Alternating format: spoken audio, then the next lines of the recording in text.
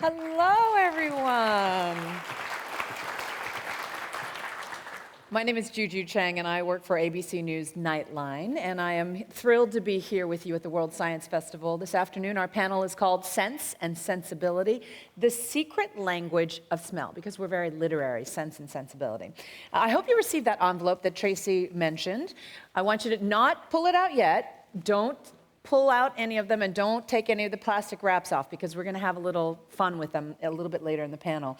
And we're going to ask you to take them out and smell them and do all these fun things. But for now, I want you to, because I know it's a long afternoon and because we have an hour and a half of fun for you, I want you to stand up, stretch your legs, and on the count of 3, take in a big breath, because this is about smell, okay? 1, 2, 3. Exhale. I feel like a yoga teacher. Actually, with this earpiece, I feel like Lady Gaga.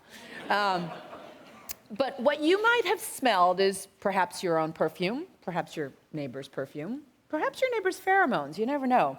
But in fact, you've inhaled thousands of odor molecules. You can sit all down now. The odor molecules come from your hands or whatever's around you, the last thing you touched, perhaps from your clothes, even from the seat you're sitting in, and from whoever who sat there last. The people sitting around you, their clothes, the places they've traveled throughout the day. It's a long list, but you may not have been conscious of smelling anything, because olfaction is a part of the subconscious, which brings us to the secret language of smell and all of the encoded information contained in a scent.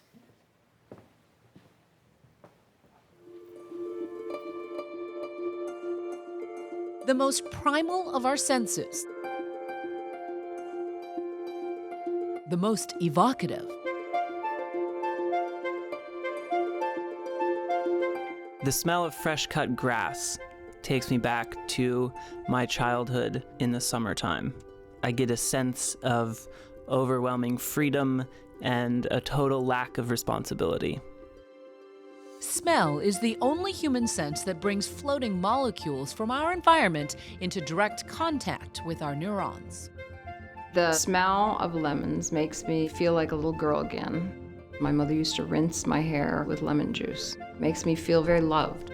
And when those molecules hit, they light up our brain's centers of communication, memory, emotion. I cannot smell cigar smoke without thinking of my dad. Even though my dad hasn't smoked a cigar in about 30 years, it always makes me think of him. The images you're seeing are not abstract psychedelic art. They're the olfactory neurons of mice reacting to an odor. Our olfactory systems work in much the same way. I think for me, the smell of a wood-burning fire reminds me of coming home from school as the winter's approaching in England. My mother was toasting crumpets. It was fantastic. Tonight, we'll look at why our sense of smell provokes such powerful memories, and we'll explore these questions too. Can scent be used to diagnose disease? What does fear smell like? Do we respond to scents we're not even conscious of? Chemists, neuroscientists, even perfumers have startling new answers about the power of smell. It's a lot to cover in about an hour and a half, and it's a lot of fun, too. And so here to provide some of the answers are Dr. Leslie Vosshall. She's a neuroscientist at Rockefeller University who's leading the charge in studying olfaction's role in the brain and human behavior.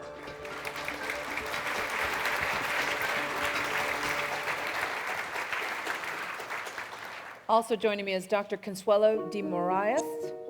She's a chemical ecologist from Penn State University, where she studies the complex airborne communication among plants.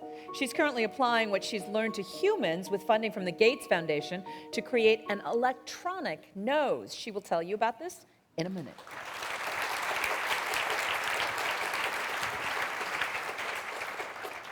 Next, we have a self-described professional provocateur. Sissel Tolis is a researcher and artist who works in the medium of smell. She's traveled the world amassing her own diary of smells. Her many projects include recreating the smells of Paris and Berlin.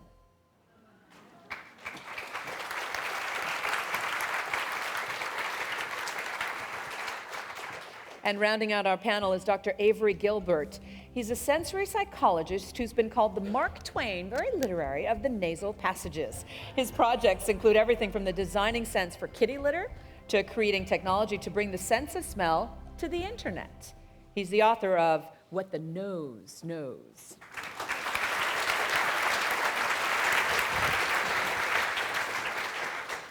So I've decided that because of Avery, we have the sexiest panel on the World Science Festival. Avery, tell me a little bit about how scent is different than sight and how it's different from the other senses.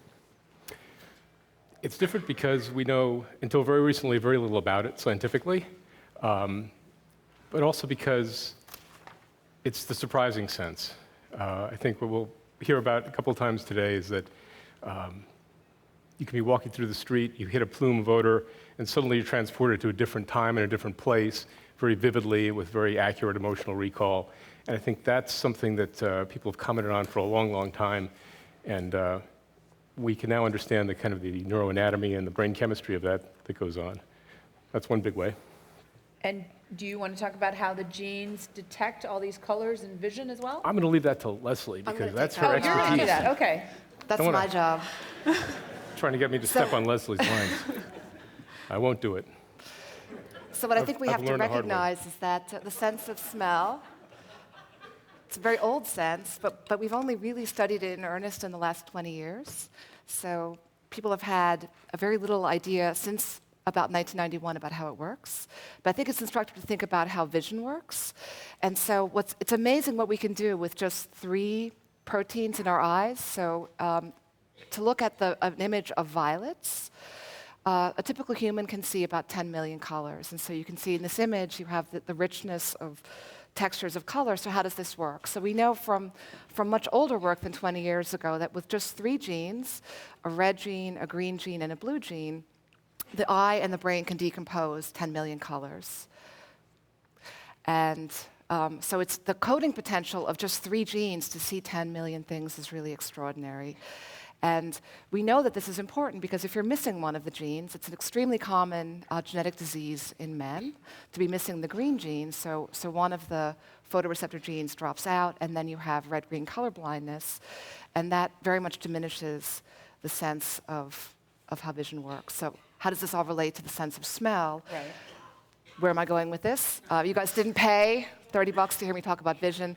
So how it relates to smell is that since 1991, we know that the human nose has 400 receptors. And so you can kind of do the math. If you can see 10 million things with 3 genes, what can you do with 400 genes? And I think Avery and I can discuss how many scents there are. It's kind of an unknown number, how many scents there are.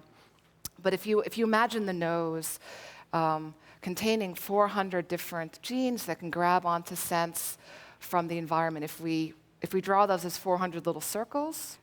So if you imagine that, if you're looking at this picture, the nose doesn't really look like this, but if you imagine each of those little circles is a gene that's expressed in your nose, if you're smelling nothing, if you're just smelling clean air, the circles would all be white and you would sense nothing. But if you inhale a bit of jasmine, you might start activating some of those receptors. Some of the receptors would be really excited by jasmine, and they would be depicted here in dark blue, and other ones would be depicted in light blue. So then what happens if you have now more jasmine, so the scent changes a little bit. You know that in some cases, something you can smell weak and then strong, and so you see you recruit more of these receptors, and in some cases that can give you a bit of an unpleasant tinge if you're really activating a lot of receptors. Leslie, why is it that smelling is the particular scent that it seems to be the same experience for everyone? So that's not the case for most things. So people have a very individual sense of what I consider a strong scent or a weak scent will differ a great deal depending on these receptors. So depending on how many of them you have and what the genetic constitution of the receptors is. So people differ. They have great differences of opinion about if something smells good or bad or weak or strong. And is that based on your genes or your cultural So we think background, it comes down to the 400 circles that are cartooned here. Science will say that it has a strong effect on how you sense things. So if you're missing one of the 400 receptors, that's really essential for encoding the perceptive jasmine. Jasmine would smell very different. So the genes play a big role, but environment, of course, also plays a huge role in, so prior experience, your memory of these scents will play a huge role, as the beginning video made a very good point. That Right, and these scents come in direct contact with our neurons, which I think is fascinating. it's the only, it's a kind of a creepy thing that it's the only part of the brain that sits outside of the skull. So the neurons that are sitting in your nose it's a little bit of your brain that's fallen out of the, out of the covering of the my brain. brain has fallen. Excellent. All right, well, Consuelo, why don't you advance the discussion a little bit? I know that you've done really trailblazing work on this sort of invisible language of plants. And I think most people may not know that a plant can send out a scent at a particular moment for a particular purpose. Right, so I think a lot of people know that plants can defend themselves by producing toxins. So we're very familiar with some of those, like caffeine, cocaine, nicotine, right? So these are plant defenses. But a lot of people don't know that when plants are attacked, they also can have those indirect defenses. So what they do is if you can show the video a little bit, they will, when the caterpillars are feeding on the plants will induce, those caterpillars will induce the plants to produce those volatiles. And this is just a representation of the volatiles. Obviously, you don't see them. And they will send the scent that natural enemies can utilize to find their host or their prey. So these are parasitoid wasps. So they perceive the volatiles, and what they do, and you'll see here in a minute, they will inject the egg inside those caterpillars, and the egg will emerge. We eat the caterpillar from the inside out. And eventually, if you've seen the movie Aliens, very much that, right? They will come out and as a new parasitoid. So it's a way to do biological control. And this volatiles information is very, very sophisticated. So if you have one caterpillar species feeding on a plant, they will produce a set of signals. If you have a different caterpillar species, you produce a different set of signals. And the wasp can find their host based basically on what the plant's producing. So That's fascinating. And so, Leslie, let me go back to you for a second, because I think we skipped over sort of how this all works. How is it that a nose detects scents and get to sort of, the idea of vanilla versus jasmine?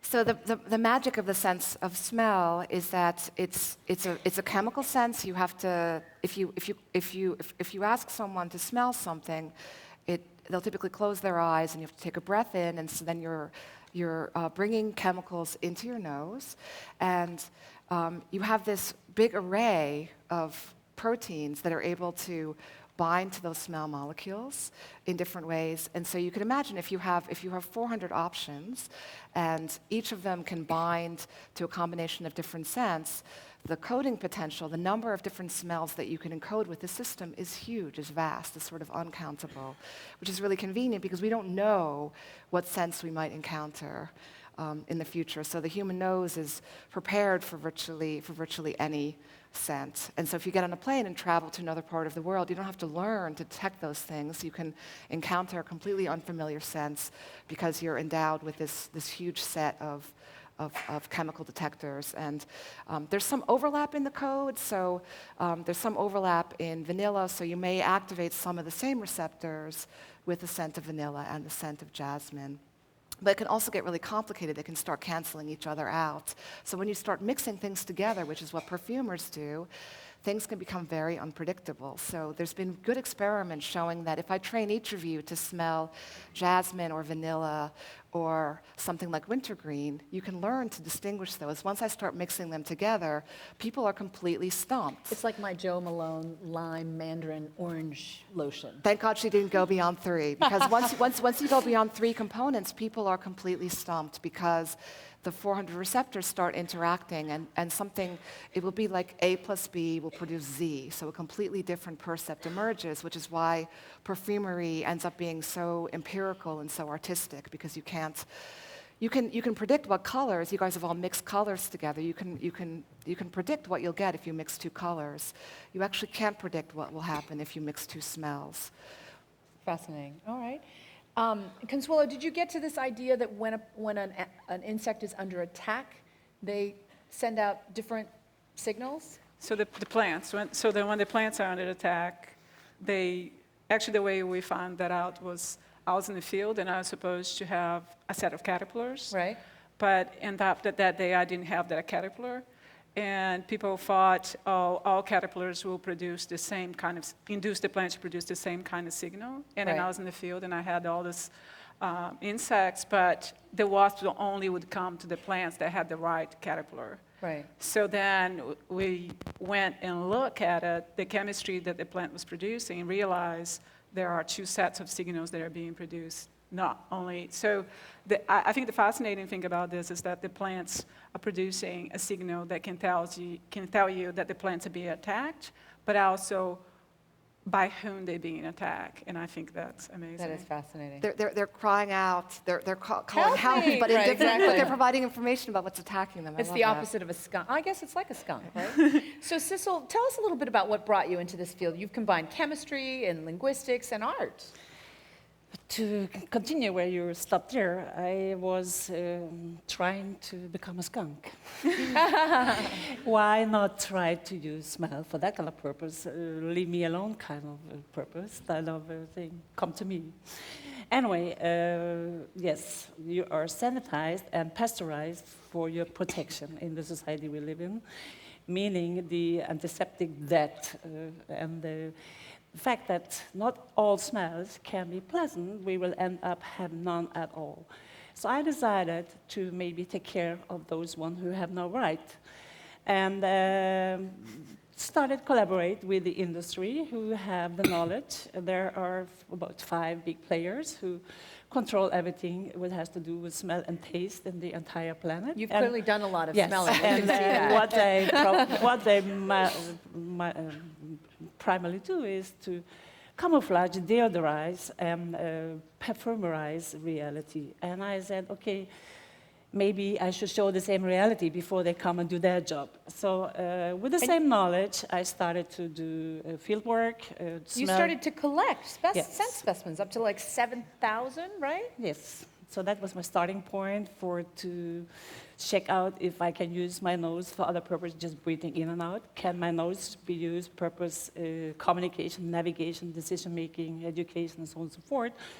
Can I be able to reproduce the smell that's around me full time, bring it back to the same reality, ask questions? Could we use this kind of information for different purpose? Then just storing it in our memory and using maximum 20% of all these amazing smell memories that stored in the subconsciousness. Well, Sissel talks about scent and behavior, and so Avery, I want you to talk a little bit about picking up on what Consuelo was saying, that these plants send off an odor under attack. If plants use a scent for survival, is that what humans have to do as well? And why do we have this sense from this sort of evolutionary perspective? There was a great paper that just came out in Science this past week. I don't know if you all saw it. Timothy Rowe at the University of Texas. This fellow looked back at like 600-million-year-old fossils of the first kind of lizardoids that were becoming mammals in an early stage. And there were a couple of different stages in this evolution, and each stage was characterized by an enormous increase in the olfactory bulbs, which are where your olfactory nerves go up into your head, and they're the first relay center in the brain that does a lot of the analysis in making all making this chemical profile into a perception of jasmine, say. So the bulbs got bigger, and the processing areas for smell in the primary cortex got bigger. We're talking about animals that were this big. These are Chinese fossils. And then hundreds of million years later, there was another burst of evolution, and the bulbs got bigger yet, and the brain areas got bigger yet. And Rowe has a very interesting theory about it. He says what this did, and it was also happening with the development of hair on the exterior, and the brain areas that could interpret the movement of hairs. So if the breeze is blowing past you, or if you're being touched or rubbed or something like this, hairs became sensory, not just a thermal blanket. So he says what happened was this was enormously increasing our potential awareness of the environment as our ancestors' awareness of the environment, and it was smell and this kind of general ability to pick up any of the, with 400 receptor types like Leslie was talking about, we've got this enormous array to detect the world, whereas insects, a gross generalization, but insects are kind of finely tuned to pick up, the mating smell, the right caterpillars you like to eat or lay eggs in or whatever you do. Right. It's a little creepy. there are other movies, but One thing that I think actually is amazing is that, so when we look at those wasps and how they find the caterpillars, you put them in this very complex environment, right, that have several plants. Many times they are generalists, they eat several types of plants. And in that mass of smell, they can find exactly what they're looking for. And it's shocking to me every time. that's a very cool thing, because I mean, if you think about what the atmosphere is in a let's say a field with wasps and caterpillars, it's a chemical soup of all different kinds of stuff, put up there intentionally and unintentionally, and that insect is looking for a particular little combination of this and that and this.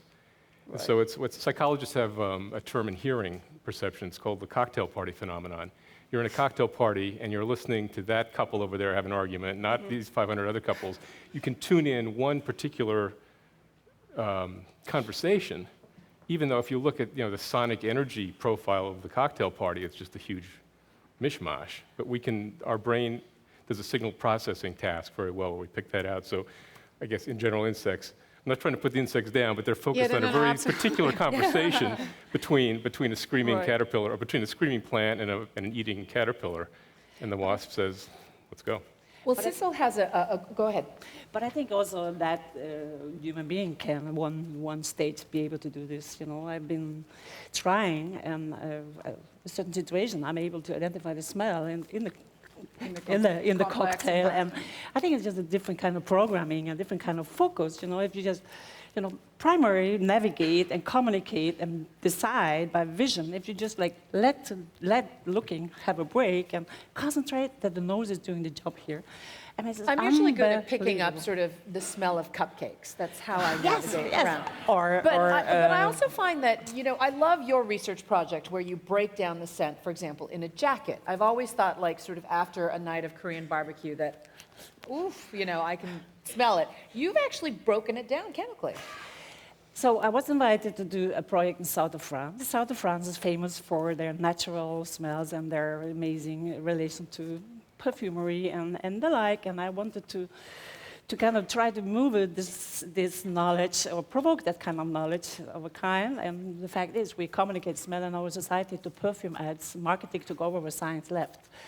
And I tried to bring back a little bit science to reality and say, listen, I mean, okay, Chanel can do a good job and cover up a lot of things, but I mean, if you want to know what's actually happening, I would like to show you. So the next slide, please.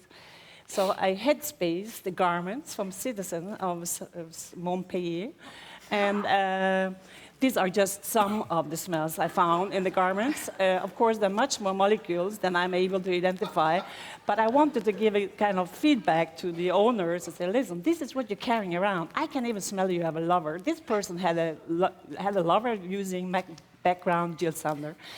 And she was suing Chanel and saying, listen, this is what happened. I thought I used your product because it should cover up that I don't have all this other smell. So again, it's like letting people have access to what's actually happening. You're carrying around smell molecules from the surrounding you live in, the people you're trafficking with, or whatever. That is just a reality. And none of these codes went back to the owners. I have them all. You've also picked up on the scent of fear. Yes. And tell us about that project. Yes, in 2006, I was commissioned by MIT to do a project about new technology and the senses. And I was curious, next slide, please. And I was curious,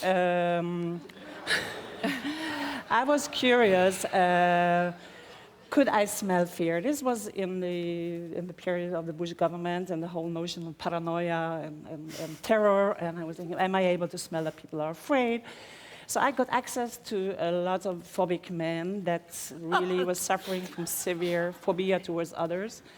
And to make a long story short, I started collect their sweat at moments of a fear attack, and we had spaced it. And of course, there are more molecules in the body that I'm able to reproduce in chemistry. But nevertheless, this is a reality, and being able to reproduce reality and project it a non-reality, next slide, please, So what was the make people dropout rate? understand. What was the dropout rate once you told the people in the research that you were going to smell the armpit of a man?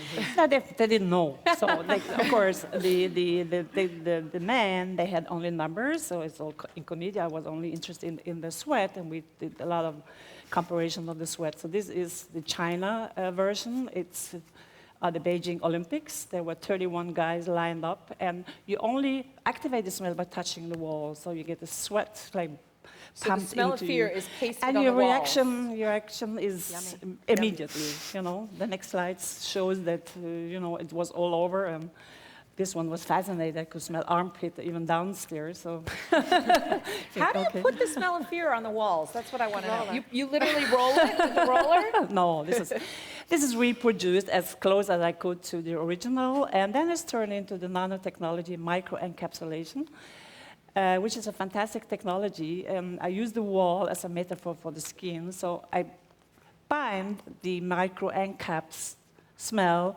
into a binder, paint the wall, and it's no image, you just touch the wall, and so wise it release the smell, in this case, the different sweats. My 3-year-old has trouble pronouncing words, but he would say that's degusting. But Degusting. speaking of degusting, you have a research project making cheese from human bacteria? Yes. So Harvard Medical School got curious about this notion of smell and bacteria, and because smell and bacteria are not always nice, as I said before, we will end up having none at all. So I was invited to do a research project with Christina Agapazzi from Harvard Medical School, and we decided to focus on the cheese as a metaphor for the human organism. And the fact is, the more smellier the cheese is, the better the cheese is. The more smellier the human body is, the more stinky it is or the bad it is.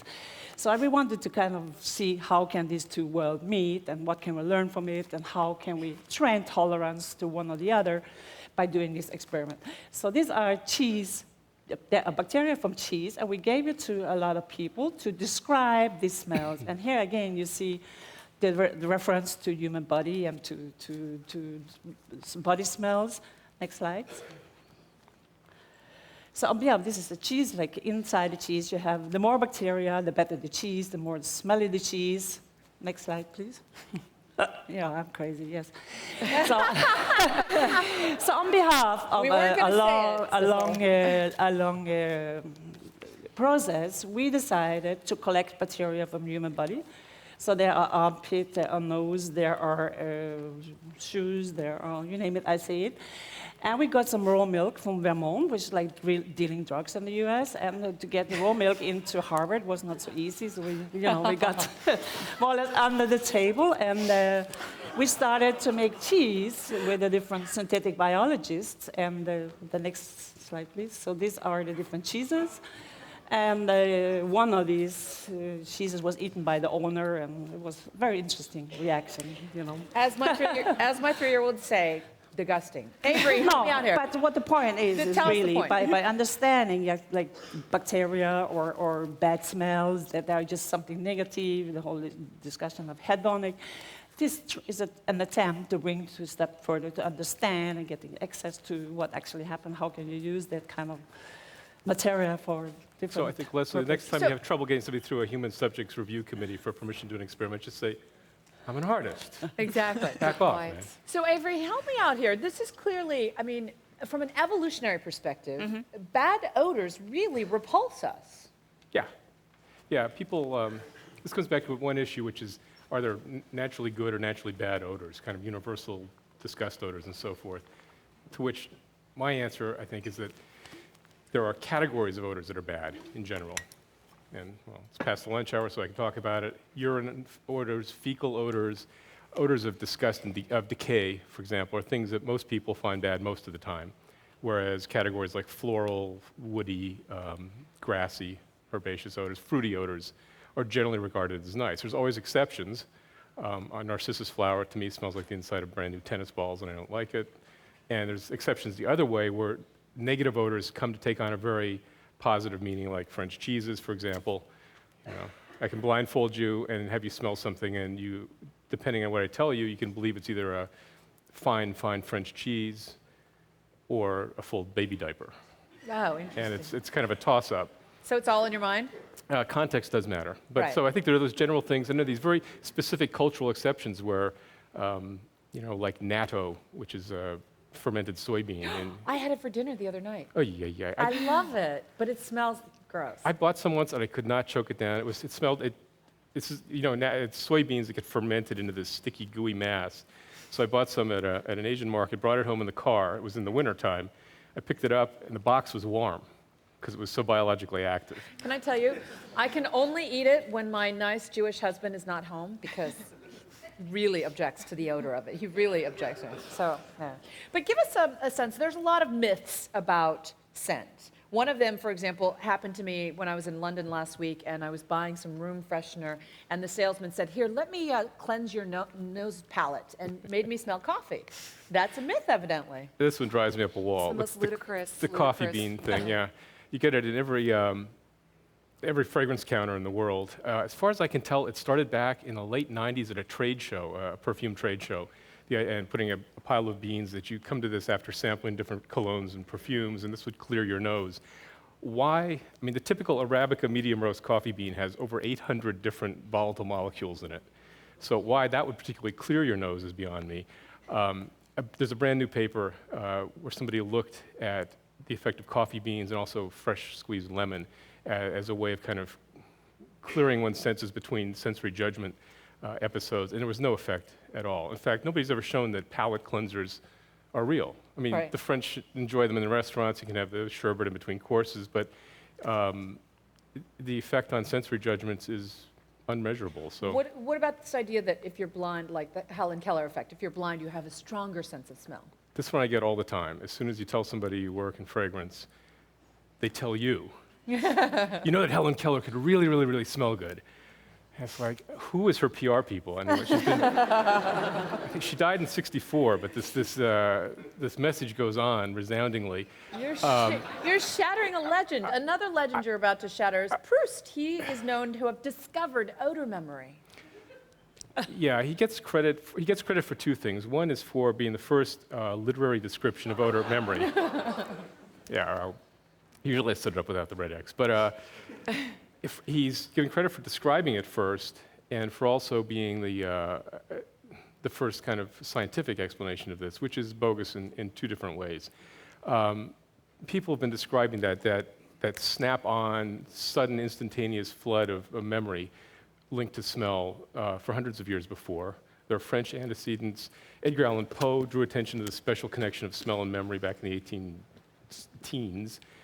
Oliver Wendell Holmes did it in 1851. 1858, we had Nathaniel Hawthorne in the House of Seven Gables talking about it. It's a very well-known thing. It was very much an idea in the air, so to speak, when Proust was writing his novel. Remembrance of Things Past, which was published in 1913, at least the first volume of this, if you want to start reading it. It's like 18 volumes. Just to continue the intellectual takedown, we had a photo of Freud up, and you were going to claim that he made some false accusations about scent as well? That he claims that we don't pay attention to scents as adults. Freud had a very negative view. Now I'm going to get into trouble because New York has more Freudian psychoanalysts per square kilometer than any other. So, not with the vegetables yet. I see tomatoes coming out. Freud's idea was that that healthy, normal neurotics, as they grow up, dispense with the sense of smell. That only children, primitive people, and women are really into smell. And in his view, it became something dispensed with later, and that he thinks we have a poor sense of smell compared to animals. This turns out not to be true, first of all, because we are as sensitive in pure concentration terms of picking up smells as most other primates, and even as dogs, even when it comes to drug-type odors. And secondly, something I talked about in my book, when you look at Freud's own personal medical history, the guy had a major influenza. You can lose your sense of smell from having a severe flu. He had a severe flu in his 30s, which was so bad it left him with a heart arrhythmia. He had cancer of the jaw. He had migraine headaches that his friend Fleece tried to cure with injections of cocaine into his nasal passages. Oh, my goodness. Fleece also removed some of the lower turbinate bones from his nose. He had repeated nasal surgery. He smokes 20 cigars a day. he was a medical nightmare. By his early 30s, Freud was probably not smelling a thing, but he told everybody else, he assumed everybody else couldn't either. The amazing thing is that there's a Freudian term for that, and it's projection. Right, exactly. So,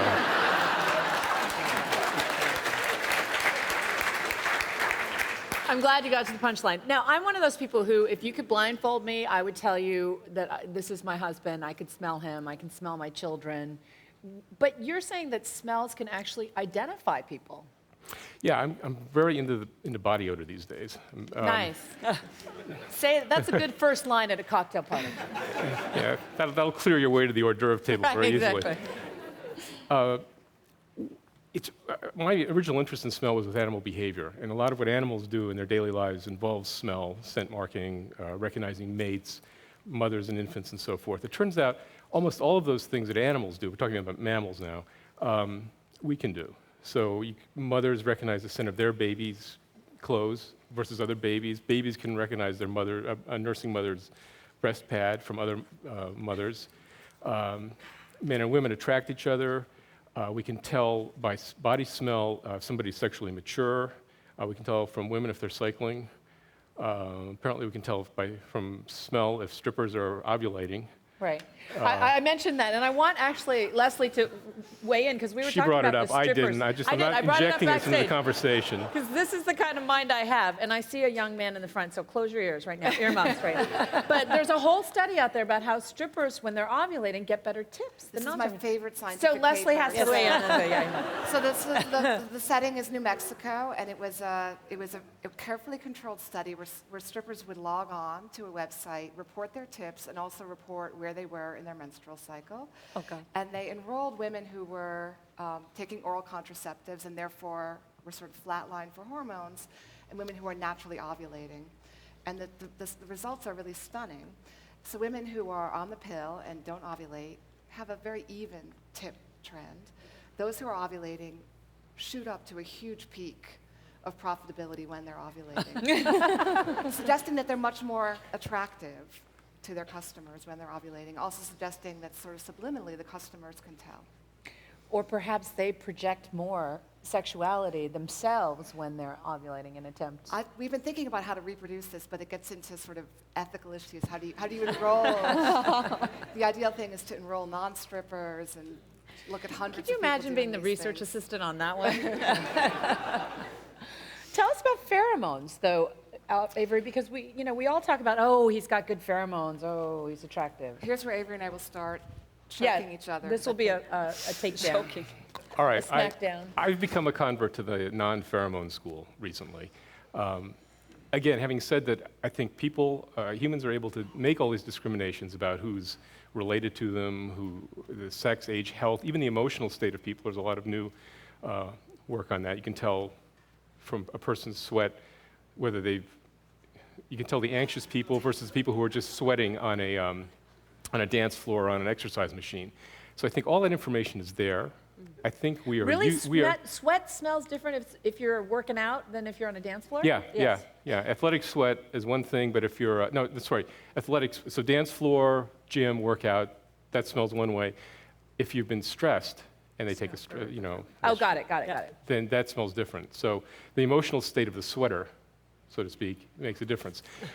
All that we're communicating. I suspect that at a very kind of at the edge of consciousness, we're aware of it and can make use of that information.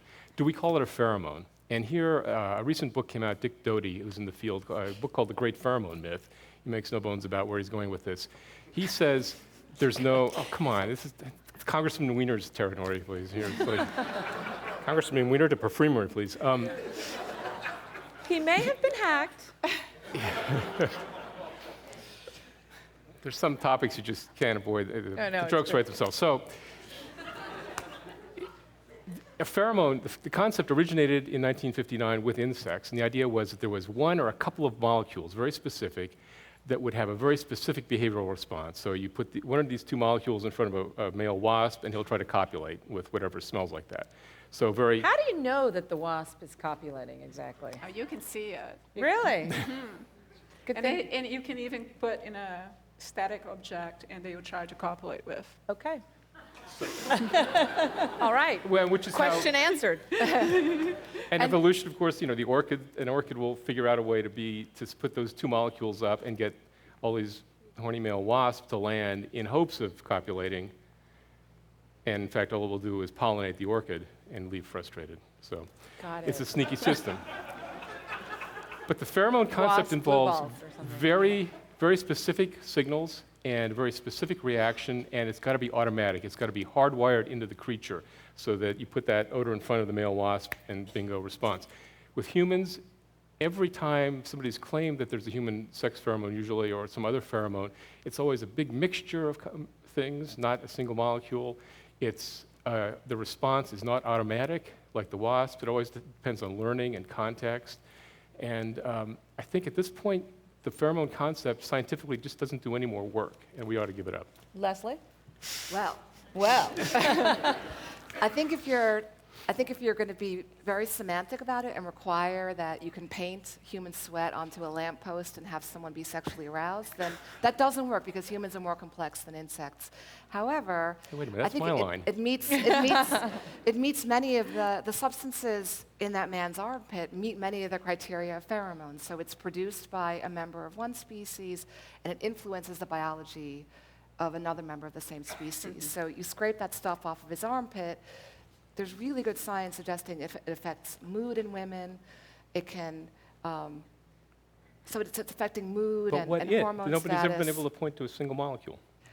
Only not even because, 3 or 4 only because it's a molecules. bit of a fringe field. So we have, I think there aren't enough people working on the chemistry of dissecting what's in the sweat. You look So, over so 50 the absence of the data doesn't mean it doesn't exist, I would argue. No, but just every time there's a human experiment like that, they say, well, it's kind of like a pheromone, except we have to stretch the definition a little this way. And then somebody else has an experiment where it almost fits the definition. We have to stretch it that way. So now you've got a kind of Sanzabel pants version of a theory that fits everything and nothing. So, but I buy it. I mean,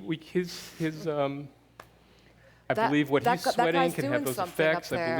I believe in strippers. And I also I believe. It's not a pheromone. it's ludicrous to set Consuelo, do you have an opinion on this?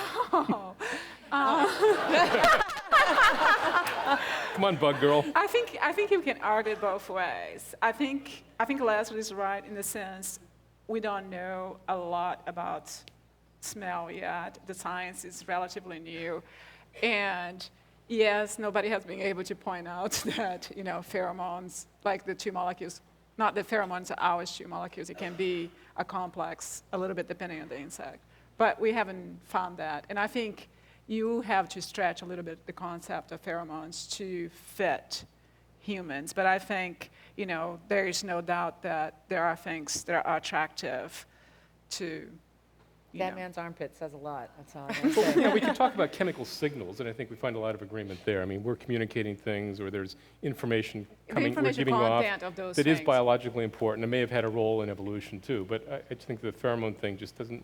You know what it reminds me of? Back in from 1800s to 1920s, people used to talk about instinct in animal behavior. There was an instinct for mothering, there was an instinct for fleeing from predators, instinct for this, instinct for that. If you do a Google Ngram search of the word instinct, it goes up like this to 1920 and then plunges, because in 1920s people just said, either there's 500,000 different instincts, or we've stretched this concept beyond any utility at all. And I think we've peaked with pheromone, and we're going to see it fall off. I think the research is going to keep going. We're going to find out great new stuff about Disco Boy here, but I think the as a concept it's done. But I think one thing that we're going to become much better is to understand the information content of smell, which we don't know, right? So for the stuff that we do with disease, for example, because we think about few compounds, but the body's releasing 500 molecules, 600 molecules that, like Leslie said, you have a combination of molecules, they smell of A and B is not A and B anymore, is C. So once we understand the information content, then we will understand much more how a lot of the things that we think is not scientific, in a sense, like you're not responding to this because, Well, right? I think the stimulus is real. I think the response is real. It's just that it doesn't Yeah. make sense to call it that. The other thing is, even if we map out the armpit essence that's having this effect on the girls in the club. We still haven't had, that's not an explanation for everything, because so much of this involves interpretation and context. Even in mice, for example, who prefer to mate with mice that smell like their mother. If you perfume the mother with Chanel, and then give the mice a choice later when they're sexually mature of who to mate with, they'll prefer mating with a Chanel-scented female. So there's no evolution. What's the pheromone? Pheromone at that point doesn't do any work for us. Leslie, final thought before we break out the cards? I guess I think that the pheromone deniers among us are setting humans aside from all other animals. So I think it would seem unusual to me that humans have evolved past the point where we're not using social signals. So I continue to believe that we're using those signals. Okay, you guys can take it outside afterwards. All right, so let's try the scent test, shall we? All right, take out your envelopes. And we've got a couple of doozies for you. That man's armpit has nothing to do with it, though. Number 1 is so gross it has to be wrapped in plastic. There's a reason why number 1 is wrapped in plastic. I'll let you decide for yourself. Take it out of the plastic. Save the plastic, though, because you're going to put it in. There's a little removal tab right here that'll help you lower left. This is hard. Are people starting to cough? Go ahead, smell.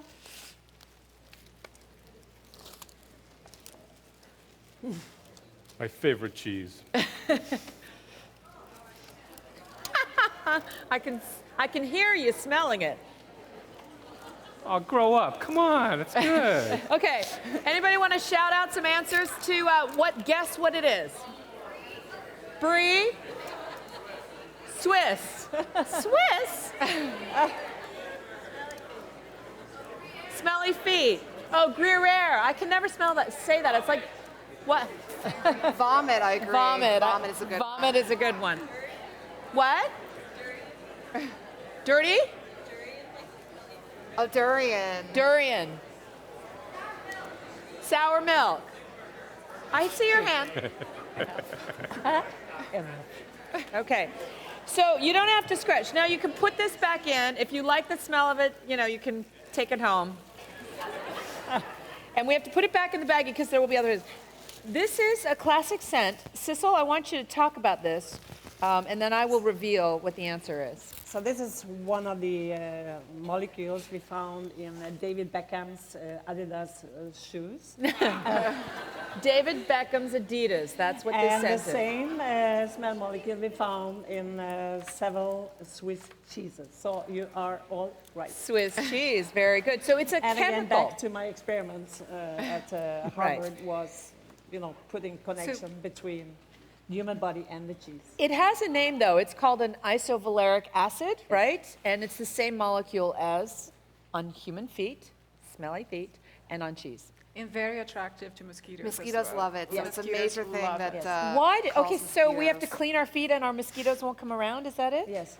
Why do you think? What's the theory? Why are mosquitoes loving that? The girl mosquitoes need a blood meal. They prefer a human blood meal. And so the best thing is to learn to recognize the unique scent of a human, which is uniquely So you just isovaleric open your acid. shoes when you are mosquitoes. You just take But out they're your chemical- They think we shoes. put dirty socks and they would come. Dirty socks, We're they'll fighting come? over Avery's dirty Yeah, socks. getting his socks Can't wait at afterwards, the end. They were backstage fighting over Avery's socks. Yes. That may be why he was so riled up when he came out here. Okay, let's try card number 2, shall we?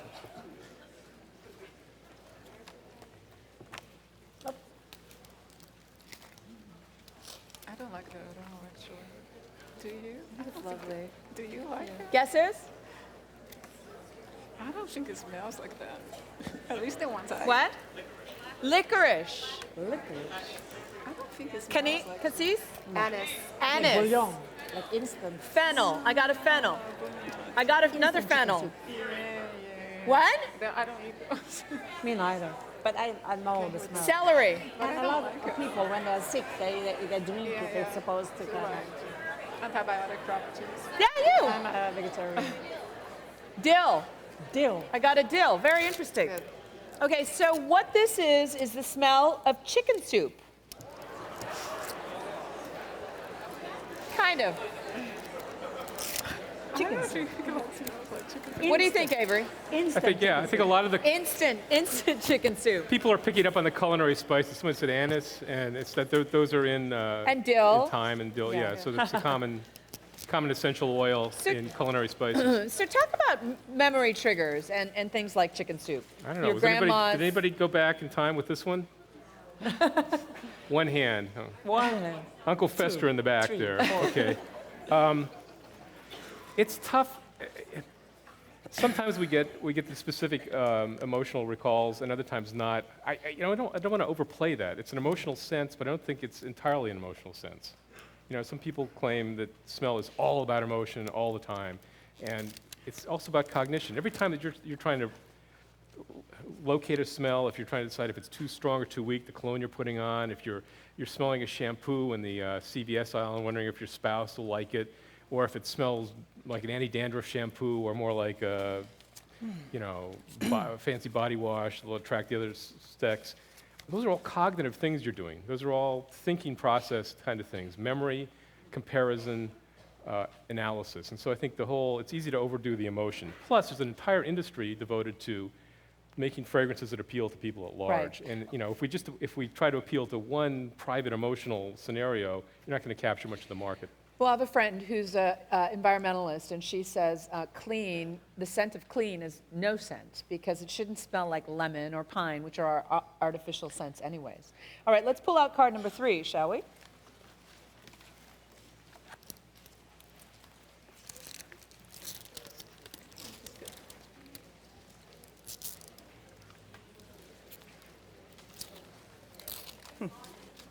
Laundry? I got a laundry.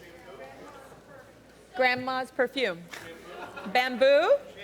Shampoo. Men's deodorant. Fabric softener. How many people smell absolutely nothing? How many people, this is a scent that not everyone can smell. Who smells nothing? Really? Interesting. Scent invisible. Don't worry, smell it's it. perfectly normal. So Leslie, tell us, this is the scent of musk. So this is galaxolide.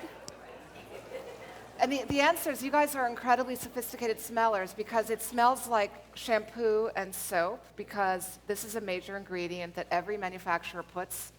We've learned to associate this smell with clean. So we've been doing a learning experiment. And what's cool is I saw a lot of hands of people who smell nothing. And so this is a very common condition called specific anosmia. So you did well with having a reaction to card 1 and card 2, but you're unable to detect this because you're genetically missing some of the 400 little circles that I drew earlier. So it's most likely Is it most likely Disabled. this that you would be Smell disabled. It's a very smell common disabled. one. You're It's smell disabled. It's extremely common that it is extremely We common. like to sort of call it genetic- smell challenged, okay? Smell challenge. Okay. Okay. What it actually is, it's very much like, it's the olfactory version of the color vision anomaly. that most of us Exactly. like that. So you've got a basically okay odor perception, and then you've got one notch kind of missing, where it's like you can't hear one frequency. So your sense of smell is normal, but you've got this one notch. Is That's that why it's why- called specific. Is that why No. there's that one guy at the party who's wearing way too much cologne because he can't smell it? No, it's because he's hot. Who is hot in there? Like, yeah, there you go. What are the other, is this a common scent that people can't smell, Leslie? So my lab has done work on this, and Avery has done classic work showing it's an extremely common specific anosmia. So depending on which one you test, 5, 10, 20% of random people pulled out of an audience or on a subway train cannot detect these. And What It's- percentage, sir? it really depends on the scent. It depends how you do the experiments. But let's say blanket 10%, 1 in 10 people can't smell these. Oh, at And least. We had a least, good and it- sprinkling of hands here. and so I think some of you weren't honest because it should be 10% of you not being able to smell anything. And it's helping us track down the inner workings of how the nose works because we can use these as clues to figure out if you can't smell card number 3, then if you go into the genes, into the DNA, what's missing? It helps us begin to associate the 400 receptors with scents. And what they can sense and what they can't. And Exactly. what's another common scent that is smell blind? Well, my favorite one is androstenone and androstadienone. The stuff that was leaking out of that guy's armpit is the male-derived odor. We found a gene called OR7D4, and about 15% of New Yorkers have a broken gene, and so they perceive the sweaty armpit smell as much more pleasant than people who are intact genetically. So maybe Avery's like Freud and he just can't smell the pheromone. That's the Listen, problem. in my case, I have people lining up for the guys. There's at MIT there was a woman that fell in love with guy number 9. She came every morning and kissing the wall up and down, back and forth. In Korea, an old man come up and say, "Can you give me half a liter of guy number 2? I mean, this is the first time since the First World War I can smell human body again. Really? The last time I smelled it was the Japanese-Korean War, and this guy was 97. He was crying. So it's something there. I absolutely support Leslie. And I have another project where I have all these sweaty guys on pages, and some people sleep with these books, so there must be something Cecil, you in have the a air. very interesting life, I gotta say. All right, so let's go to card number 4. Open it up. Yeah. Give it a smell. Nice sniff. Funeral? Excuse me. Say again? Stargazer lilies. That is what it smells like. Gardenias, yeah. Lilac. I got a lilac. Lilac. It's very What? hard to get. Car tire? Did you get the right card?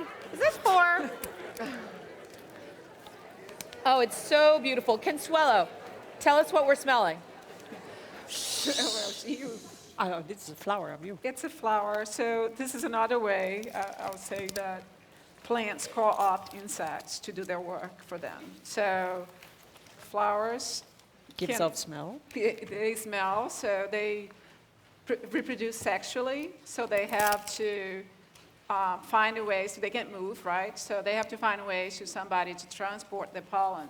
So what they do, they have these beautiful smells that attract the pollinators to carry their nectar to another plant. So that's a great way that plants have co-opted others to do their jobs since they can't move. So. Yes. This is a specific scent of a flower that's a rare flower found in Tahiti. It's called the tiare. Tiare. And it's a lot like a stargazer lily. I agree with you. So I think what's interesting about that is that somebody shouted out car tire. That kind of. And the first person said funeral. Well, Well, I guess you'd have lilies at a that's a good funeral. one. But the car tire aspect of it goes back to something I was saying about narcissus, reminding me of tennis balls. There's a set of compounds called indoles, which have a kind of stinky note, but which are also at the heart of certain of those heavy floral scents. And so that's probably what this person out there I can see was picking up on, that I pick up, and I find it overwhelms the floral part of the composition. For me, it's a little much. A little much, yeah. So Consuelo, tell us about how plants show sort of animal-like behaviors with their noses. So we'll see a video here in a little bit, but so I think we all accept that insects can smell, mammals can smell, but I think people have a little bit of a hard time thinking how plants could do the same. So the little plant, the yellow vine here, is a parasitic plant, so they don't have roots, they don't have leaves, so they have to attach to a plant to acquire resources. So what this plant does is it smells the host plant, and it will move into this behavior, like the circumvention behavior, towards the tomato plant. It's a parasitic plant. It's a parasitic plant. So they will attach to that plant and connect to the vascular system and take the resources out of it. So it's sucking the blood. It's sucking the blood, What? exactly. It's called a daughter plant? It's called the daughter plant. So here, just for you to see, this is a cascuda with no host nearby, so there is no plants they can attach to. And you see the behavior is very different, right? You don't see any directional behavior. So you see this more random behavior, right? And this I use to say, if they don't find a host, they will die. And It's sad. It's very It's sad. the death of the daughter. So they try very hard to the very last bitter end to find. It's tragic. Oh. And they smell the plant. That's just. And they smell the tomato. Right, they smell the tomato. So this is to show how we can put the smell on this rubber scepter, and we enclose the tomato, and you see how they will grow to the smell now. Oh, this is just cruel. Cruelty to plants. I start a campaign. So that thing smells like a tomato. That smells like a tomato. So we take the smell of tomato, put in this little release device, and they try to connect to it. And the sad thing, actually, is that once they take a direction, they cannot go back. Oh. So they really do. I felt really horrible. Are you telling me that? Are you telling me that plants were killed in the making of that video? So in the lab, we actually have this slide that we show that we'd never let the cascade attach to the plant, so no tomatoes are harmed in our experiments. But let's move on from plants to humans. What I found fascinating was this idea that disease has a smell, and that specifically malaria has a smell. Right. So actually we start doing this in plants, and we show that when plants are being attacked by pathogens, they change their smell. And seem like the virus in this case was manipulating the plant to attract the vectors that transmit the disease. So we show that in plants. And then we went to look at malaria, and we found that we're doing this in my system, and we found that the malaria is changing the odors of the mice. So you can look at a healthy mouse and an infected mouse, and we can see the differences. But even more than that, what we see is that when the transmissible stage of the malaria is present, they produce a different smell that attracts the mosquitoes that transmit malaria. Interesting. And yet there are also early stages of cancer that can be detected by scent? So the science on this is still sort of science fiction, but I'm sort of optimistic that eventually the chemistry of this will get better. So the idea is that when you're sick, you smell different, just as has been shown for malaria. So just when you go to the airport and they swab your baggage and put it into a machine to read for traces of bombs, that we can eventually get a signature of what a normal healthy person smells like. And then train an electronic nose to tell the difference between the signature of a healthy person versus a cancer patient. So the data on that is they've had a few anecdotes of a woman whose dog licked her leg, and that woman was later found to have metastatic melanoma. There at that point, and then she went to. There's been a replication that's a little bit better. So there's been a study with 6 dogs sniffing the urine of subjects who either were normal or suffering from bladder cancer. The dogs do better than chance, but I still wouldn't rely on this as a way to figure out if you are affected. But Leslie, isn't there a big difference between the two things you're talking about? If I understand what Consuelo is saying, is that the malaria parasite itself is kind of changing the host odor in order to attract mosquitoes to spread itself to other humans. So it's sort of a deliberate re-engineering of your body odor. Whereas cancer is not communicable, presumably, No, so I think any it's just change in smell wouldn't it's just the idea that the scents that a human produces are very dependent on internal state. So if you eat a huge garlic sandwich, you will give off a garlicky scent. So if you're suffering, it used to be used in the last century for diagnosis. So certain diabetic diseases, you give off scents that are perceptible, and so people used to sniff the patients and have a good idea of that they were suffering from this or that metabolic disorder. Because whatever the metabolism is doing to sort of change your body chemistry. Exactly. So I think one thing that we're going to have to understand, and like Leslie said, I think the science will have to progress way more than it is right now, is that maybe you can go back and see what your body is producing and understand what's happening to your body. So let's say if you have liver disease, you might produce some kind of scent. So it's not necessarily a manipulation thing, it's just how the change on those the changes that are being caused by the disease are affecting the way you transpire. Well, I know there are cases. Can I just interject? I did a story years ago for Good Morning America about a dog who would repeatedly wake his owner every time he was having a cardiac event. And they believed that the dog was smelling something. And at least that's what, all the experts at the time were saying. And then, of course, the dog got cancer, and the man was able to save the dog's life. But repeatedly, the dog would wake the owner in the middle of the night. The wife would call 911, and the man would be having an episode.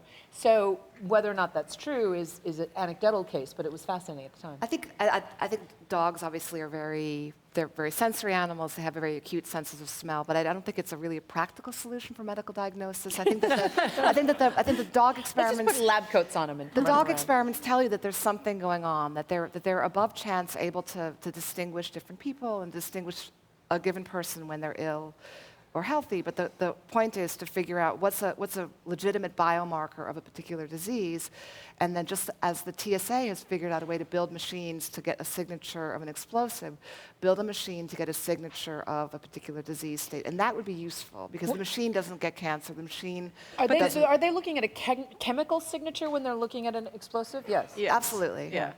So one thing I was going to say about this is that there is this very complex set of signals that you're sending, right? So you're producing a lot of odors that are not necessarily related to the disease. So one issue is how to find the patterns in the specific biomarkers that you can use to do that. So, But how you find that pattern? So there's statistical ways to look through the mess, right? So like I said, when we collect volatiles from a mouse, we're getting 180 compounds, right? So I'm looking at 180 compounds every day, 24 hours a day. That's very complex, but then you use ways to do statistical analysis to see what's different about a healthy and an infected individual. And then from that, what is reliable. And that is the challenge, how to get to that, to get what Leslie's saying, to get to the biomarkers. Because I think the beauty of this is that one problem with diseases that we have is the asymptomatic individuals, is the ones that are walking around and they look healthy, right? With malaria, that's very much the problem. Right. Because it's very easy to diagnose somebody in this acute phase of the disease. It's obvious they have malaria. And so a human can smell the malarial smell. Well, it's not a human. No, I wouldn't say. A chemist. A chemist could smell. A chemist with a very good machine Can smell the. But not like oh my God, you have malaria. No. Yeah. So Leslie, let me make sure I get this right, because you got me really excited now. So Good. There's an Avery, you ovulatory look very excited right now. there's an ovulatory smell signal given off by women, and with an electronic nose sensitive enough and tuned to that, we could so I could have sell a pocket something. ovulometer to Exactly. take with me to bars. Is that what you're telling me? That's exactly right. I think we should set up a business. I thought that's You're what you an were saying. entrepreneur I at thought heart, that's what you were Avery. I saying. can tell. So Avery, speaking of selling things, you in your book, The Nose Knows, talks about the zombies at the mall, right? And how in an effort to sell you things, companies have been manipulating our noses for a while.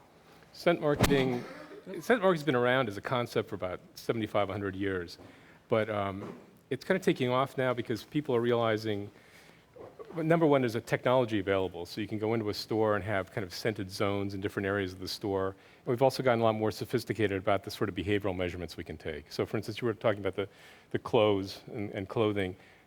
Study in one store put a feminine fragrance, a kind of soft floral smell. This was a college clothing store next to a college campus. With the feminine floral odor, sale of women's products went up, sale of men's products went down. Significant. Let me talk about, instead of average $25 purchase, up to $50. Then they put a more masculine scent in, equally nice scent, but a little more, you just tell it was more masculine. You got to reverse. Men's wear sales went up, women's wear sales went down. So what are you doing? You're not controlling anybody's mind, although there's always, there are like truthers, birthers, and sniffers. I don't know what there are out there. There's always a conspiracy theory somewhere. But you're kind of setting the context for the people the shoppers to interpret what's going on.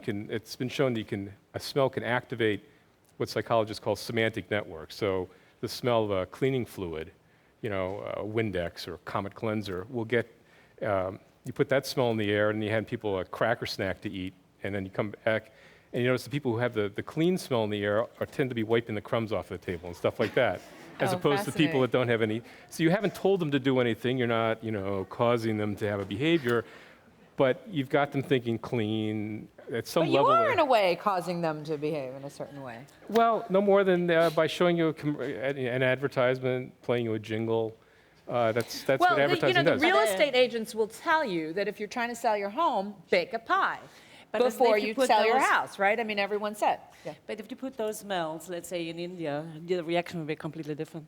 So I think we are dealing here with a very white Caucasian kind of approach to the definition of bad and good and clean and not clean. And I think that's a fundamental discussion that has to be taken. You know, what justifies for this kind of definition? We're operating after old rules here. And we are living in a world where the definition of cleaning up means different. And I think the only way we can move on there is to get people access to, let's say, bacteria and smell molecules and see them in different contexts than necessarily manipulating to sell and to behave different. I think it's, yeah. We have been manipulating our food for a long time, right? Yes, So exactly. all the artificial smells that we have place on food that we think we're eating something that we're not eating. Exactly, right? like with this chicken soup, you know, like, Right. okay, instant chicken soup, some people have a relation to it, some not, you know. Right. In fact, we've probably been manipulating ourselves over evolutionary time. One of the arguments I make against,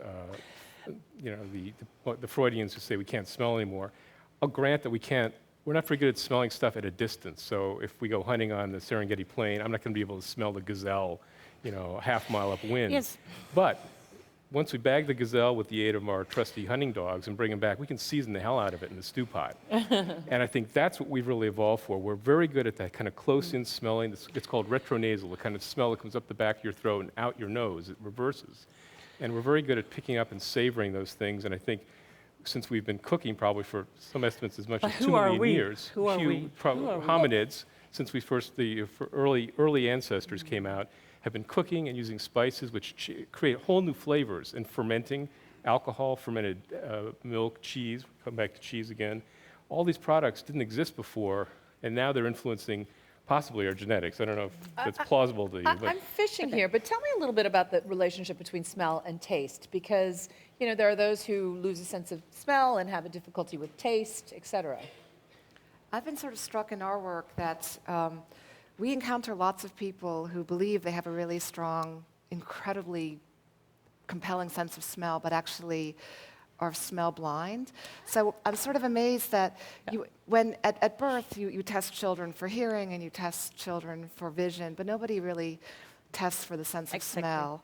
Which is sort of Can you, really, though, test for a sense of smell? Can you put someone in a booth and... the things that we've been doing today, it's things like this that are Absolutely. a substrate for smell testing. But it's amazing how I think the sense of smell is really important. It is, I mean, to answer your question, of course, if you hold your nose and try to eat something, the food has no real flavor because you're no longer using the retronasal pathway. You're going to try that later, aren't you? Hold your nose and try. So the sense of smell is crucial for our enjoyment of food and everything else. But it is amazing how many people are. We would never But have why to be is it told. crucial? How is it tied in? Because you would think your taste buds are independent, and yet... But they're not. So the tongue collaborates with the nose to bind together the tastes which hit the tongue and the smell molecules which hit the nose combine in the brain to give you the full texture. So lemon, if you just taste a lemon, if you hold the nose, you get nothing. You just get a weak sour.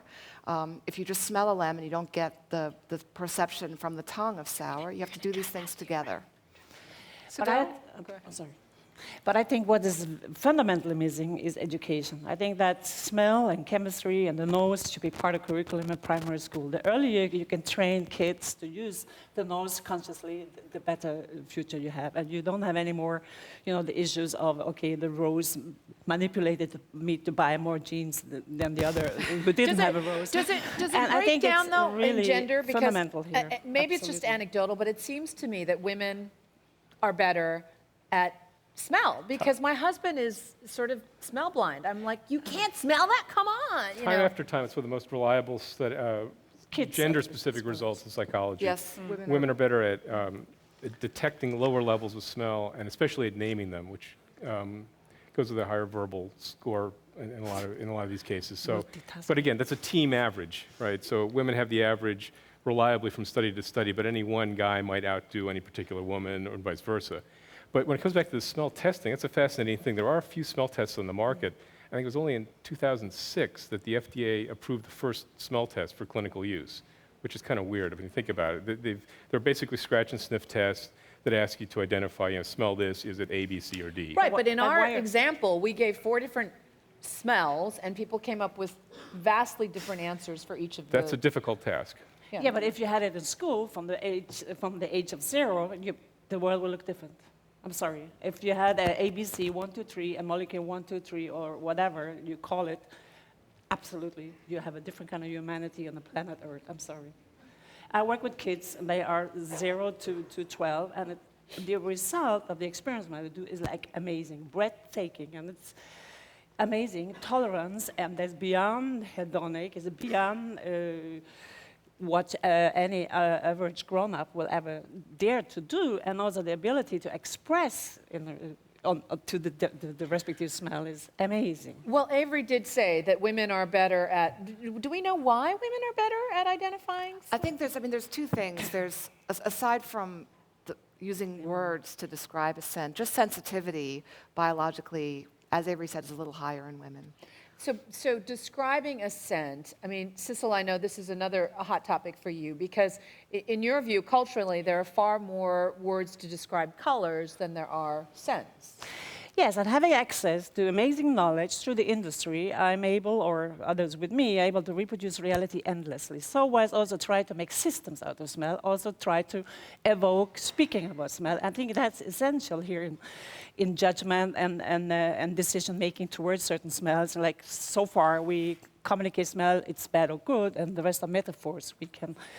We can render up to 10,000 smells, and we communicate in 2 words. We have done certain research with the anthropology linguists and found fantastic, terminologies for the purpose to communicate direct smells in a certain context.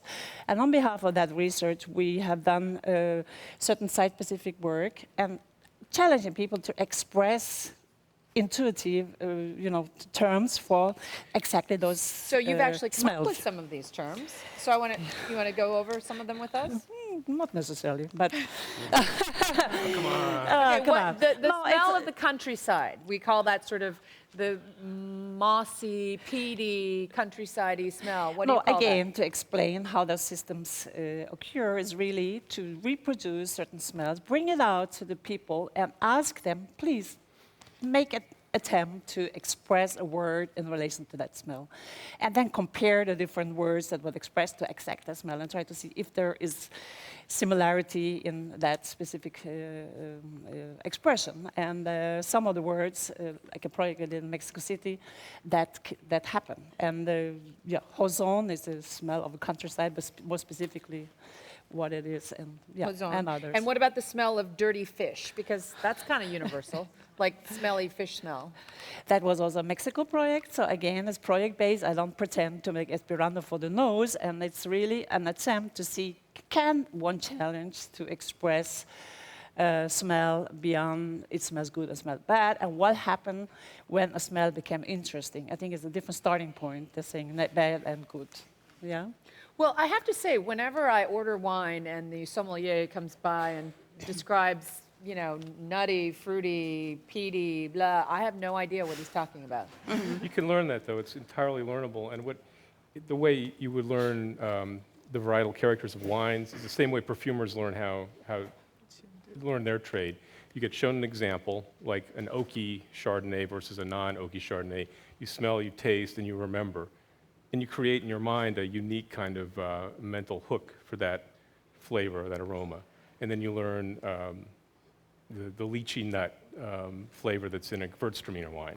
So you smell, you taste, you learn it, and then you've got that. And so one by one you add it up, and then you can do these amazing feats of saying, oh, well, this is a Bordeaux, and it's well aged, and then you can guess where it's from and that But kind of my thing. sense is, I don't know if you guys agree with me, that the words really are inadequate. So if you read the descriptions of wines, once you read 10 descriptions, you've sort of exhausted all the words. But you can parse the wines into a very large number. I mean, the wines are all distinct. And you mentioned the number 10,000, which there's a great passage in your book, Avery, about the myth of, you read about the sense of smell, this widely repeated lie that humans can smell 10,000 odors. I don't know who made that up. It's just wrong. We don't know how many odors there are on Yeah, it's Earth. just a number. Moreover, we don't know how many we can smell. So I said with 3 receptors, you can see 10 million colors. So with 400, there should be at least the potential Yeah, nobody's to ever sense. counted the number of smells. Yeah, Not even that sure how you hasn't go been done. That about would it. be a good life. We can take Yes. all of you guys. We can go around and try to start cataloging smells. But it will It's an exceed 10,000. exponential number, obviously. You know, I detected a smile across your face, Avery, when Leslie admitted that she'd read your book. It was really imperceptible. I read it on the beach. It was a good read. How much is that? $10 for the mention? Actually, there was one thing I was going to ask Cecil about, though. The whole idea that you can kind of make progress by refining the vocabulary. It comes back to what you were talking about, too, Leslie. A fellow named Dennis Dutton, he just died recently, but he was a kind of philosopher of art, ran the Arts and Science Daily, Arts and Letters Daily website. He wrote a book called The Art Instinct, where he talked about kind of what is it deep in our biology that causes us to do art, since people have been doing art since drawing bison and mammoths on the cave walls and so forth. And he talks about olfactory art and whether it's even possible, and he denied that it was possible. I thought it was interesting. He says, not that we dismiss smell, or that we don't like it, or, because obviously we spend a lot of money to smell good. It's not that it's a lower sense. We're very good at it, and it's very cognitive.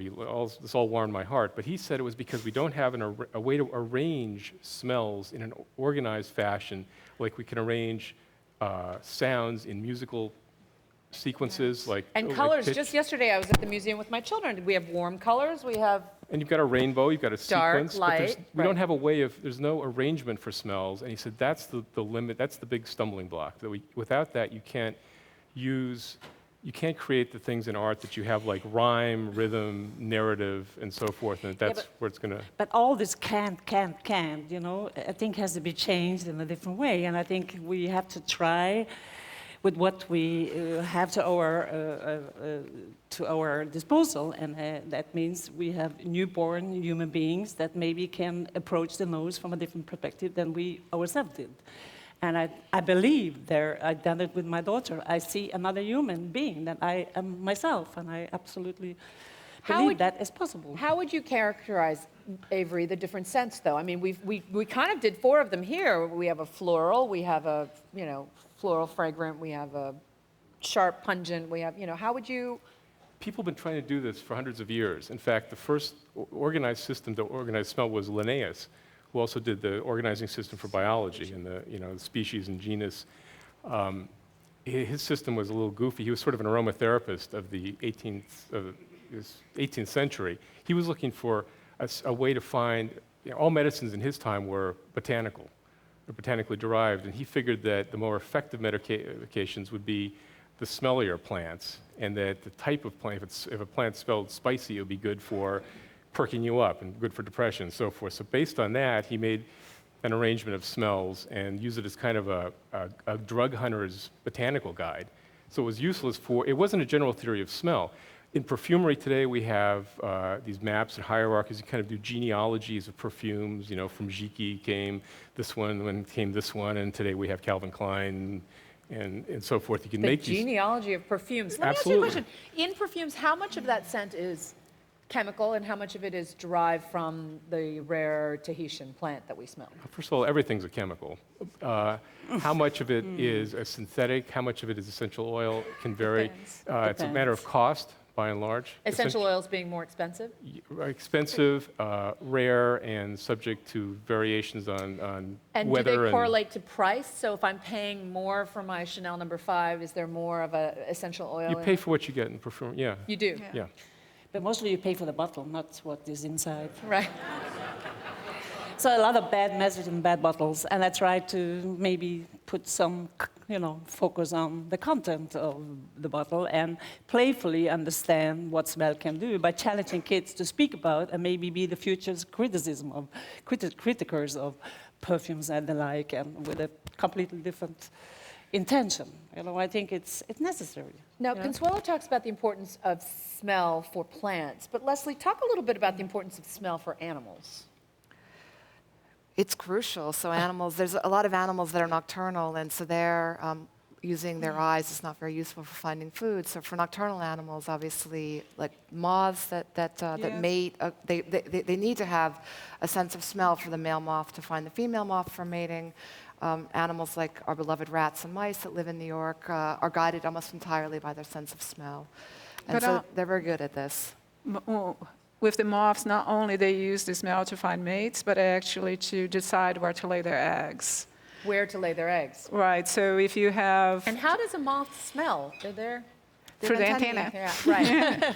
I love the answers to the questions that I've been asking you today. It occurs to me, I actually did another story for 2020 about dogs that were trained to smell out cash, for drug runners and whatever, and they would go and kind of like a bomb detecting, and then they would sit. And how do they train the dog-sniffing dogs to do that? Dogs they have great powers of attention and memory. So it's obviously you give them a treat, and so they attend very much to the signal. And so just by the power of association, they figure I'm going to get this really delicious piece of lamb lung if I figure out what's different about this versus that. And so does currency have a singular smell, Well, everything. or do liras smell different than dollars? Everything smells. I mean, everything has a smell. Everything in this room has a smell, and so certainly the dog can learn the specific pattern that differs between money versus some other stimulus. We are closing in, about 3 minutes left on the panel, so I want to just give everybody a last licks, as they say in baseball. And why don't we start? Consuelo, we'll start with you. Oh, wow.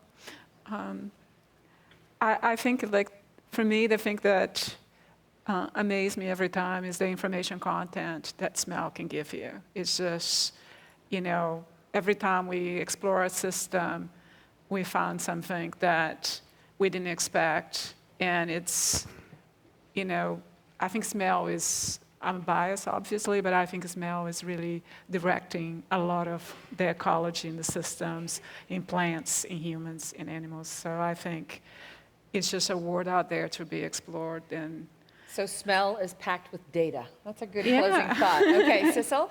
Yeah, there's a whole world to smell, a whole world to educate. And I don't think it's a question of its stench or not. I think it's a question of thinking. It's a question of thinking. Thinking. So it's not whether it's a stench or a good smell or bad smell. Nothing stinks. Okay, good. Avery?